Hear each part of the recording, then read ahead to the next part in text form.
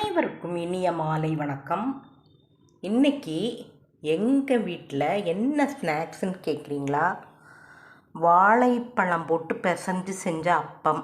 வாழைப்பழம், கோதுமை மாவு, வெல்லத்தூள், ஏலக்காய், கொஞ்சோண்டு பால் ஊற்றி கலந்து கெட்டியாக பிசைஞ்சு கரண்டியால் எடுத்து எண்ணெயில் ஊற்றுற அப்பம் இது சாப்பிட்றதுக்கு ரொம்ப டேஸ்ட்டாக இருக்கும்.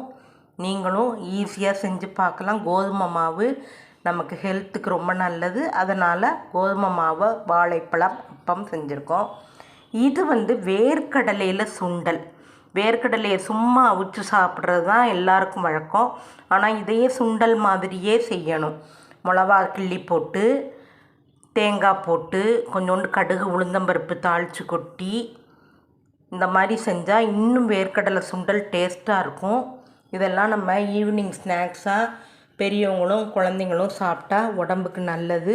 தேவையில்லாமல் நம்ம வெளியிலேருந்து ஸ்நாக்ஸ் வாங்கி சாப்பிட வேண்டாம். இந்த அப்பத்தில் ஒரு முக்கியமானது சொல்ல மறந்துட்டேன். இது தேங்காய் எண்ணெயில் பொரிச்ச அப்பம்.